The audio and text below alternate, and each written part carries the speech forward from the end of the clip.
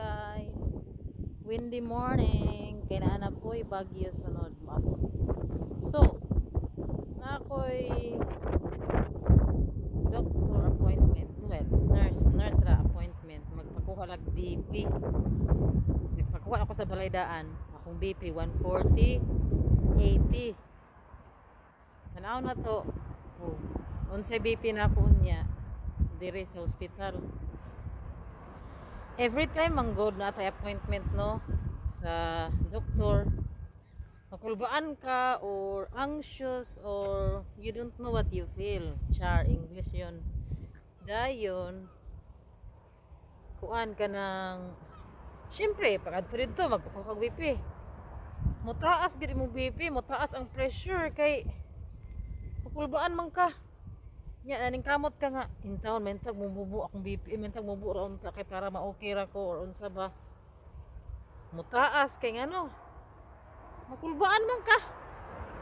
Nya nga makulbaan man gyud natin appointment, di ba? Dapat relax pero di gid na maiwasan.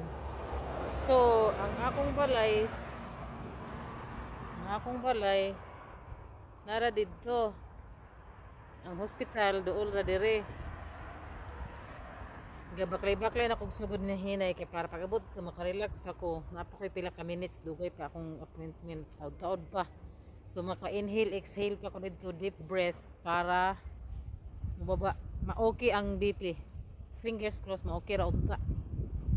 So deep breathing is a big help sa imuhang BP nga dili siya mutaas ang pressure. So we will see. Bye! Mataas na ning BP kay ngano sa reception pa lang wala katuod. So mataas na ning BP ron, we will see. So nakagawas na ko sa hospital guys, pastilan. Pagikan lagi na ako sa balay 140/80 akong BP, which is okay gyud unta. Unya kay pag kani laging dili ka mo follow sa instruction, giingnan ko nga ayog adto sa main, dito ka sa left side ni adto ko sa main entrance og nawala ko.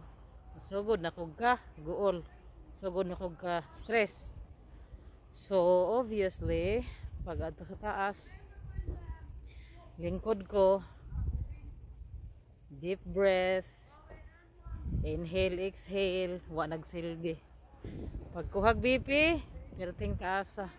Ang 140/80 nahimong 180/108 nayabag.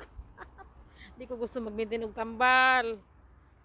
So after few minutes, giotruhan na pod na okay na siya kay 154/108 lang gyapon, which is taas lang gyapon ang iyang bottom. It's supposed to be low. Pag ikatulo na po, last 160 something over 108. So di gyapon maayo ang resulta. So ang nahitabo, ipadalan ko og monitoring record. So i-monitor na ako for 7 days. Dayon ako dayong ihatag sa akong doktor after 7 days. So we will see. Ay nako, I can't believe it. Unsa ka importante ang mag-follow sa instructions. Importante gid kayo guys. Especially kung magpakuha mo og blood pressure. Kay ngano, of course. Kung di ka mo follow, mo adto para sa kuha ni adto ko sa main sa entrance. Dapat sa kilid man ako madto. Nya kay dako man ang hospital. Baklay pagka kita pagka sa pangutan-an. Ugaha ka paingon. So importante kayo nga mag-follow instruction kay samot ka taas imong BP, mas stress na magdaan. Nangita pa lang ka sa imong nurse. Mas stress na. So unsa expect mo? Mataas gid mo BP. So yun ana ra ka simple. It's very hard to It's very important rather to follow instructions. Mura na guys.